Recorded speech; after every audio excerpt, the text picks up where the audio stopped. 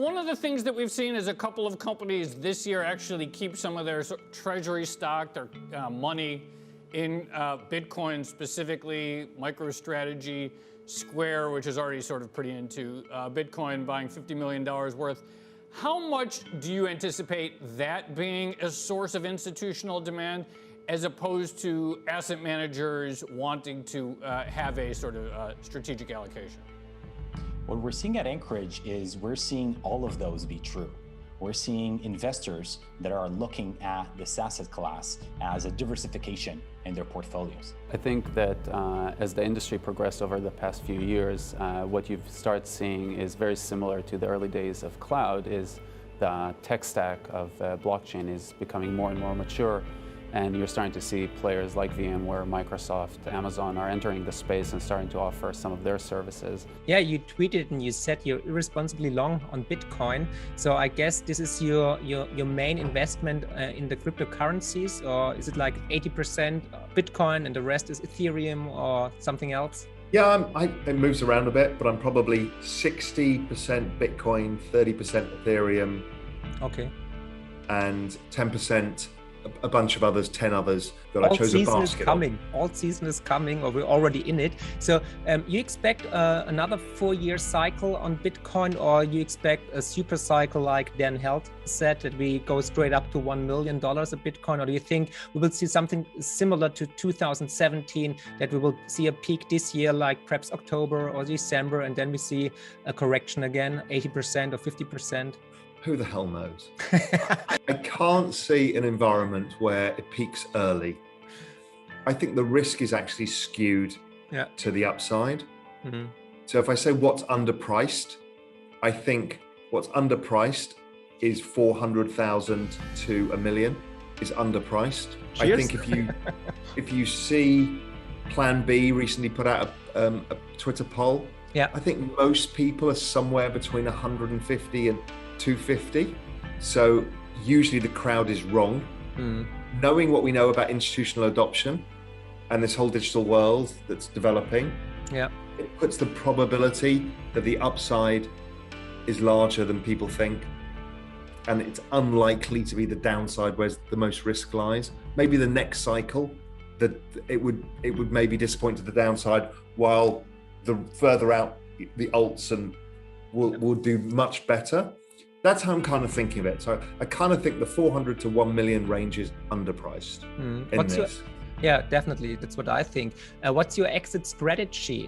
Do you plan to, for example, if it reaches $1.2 million, do you plan to sell 25% of your Bitcoins or of your crypto assets? Because look, I always say this is, we can have our crypto chips and we can have our lifestyle chips. It depends where you are in the life cycle and what you wanted from your lifestyle.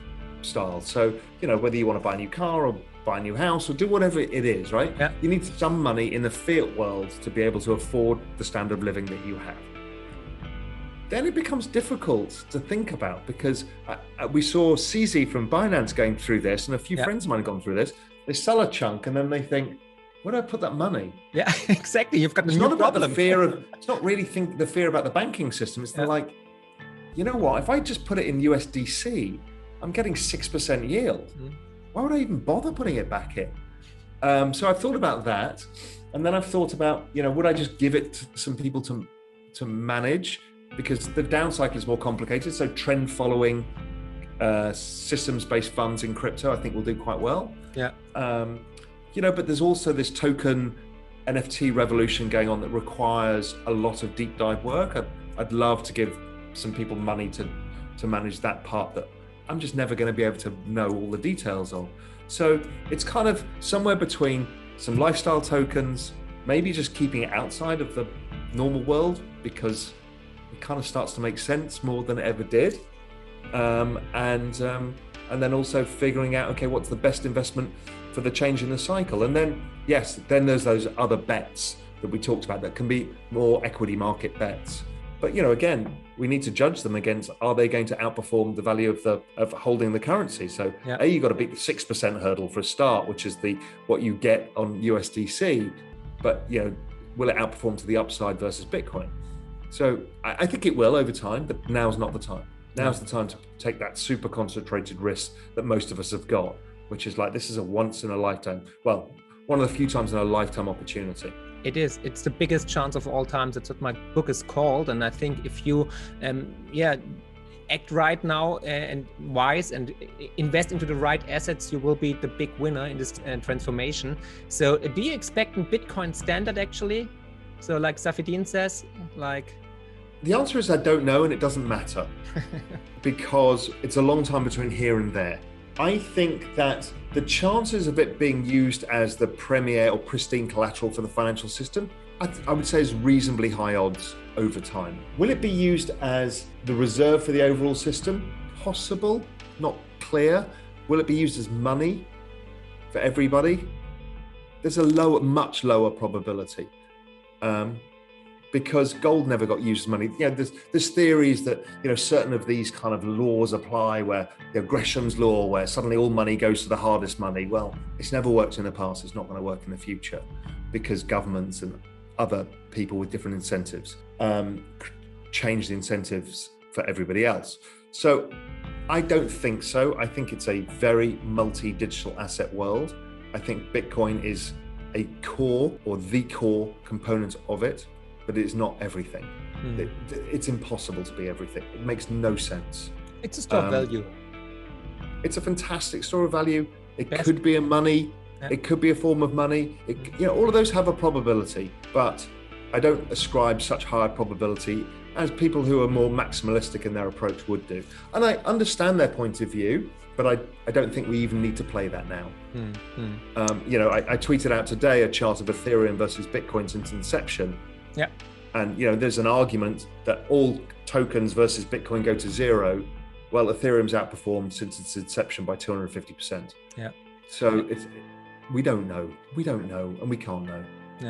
Yeah, I think altcoins and Ethereum in special will outperform Bitcoin this year. Definitely. It's like the same like in 2017, but then it will drop hard as well again. So it's always the same game, I guess. We will see if it's a new cycle.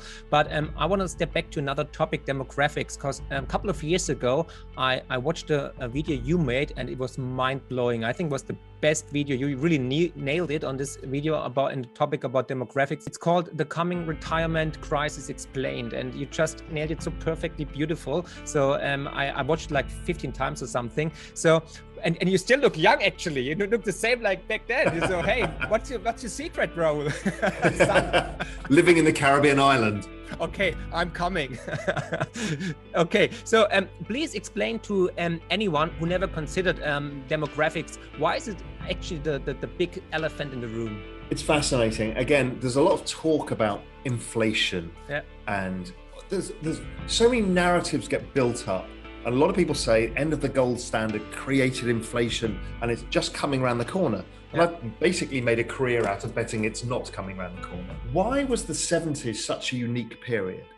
That's what started me on this demographic journey. And I realized that what we had in the 70s was the wages went up, as well as the cost of goods. That's pretty rare, and not up a little bit, up a lot. Why? Well, the largest group of people in history got born after World War II, and they all started work at the same time. They all had kids at the same time. They all got married at the same time. They all bought houses at the same time. So this was a massive bulge of people that never existed, all did the same thing at the same time. Once you understand that, you can follow that group of people through their life cycle, and you understand pretty much everything. They all turned around 30 years old in the late 70s, early 80s. So 30 is the kind of magic age where people start buying houses, getting married, doing all that shit. So obviously the price of goods exploded. And those guys originally, as they came into the workforce after World War II, they were able to price wages up as goods because this new bulge bracket of people created new demand. But then what happened is their wages from 1975 onwards never went up again in real terms. Why? Obviously, because the labor supply was saturated by baby boomers competing with each other, and then technology and globalization and all that other stuff.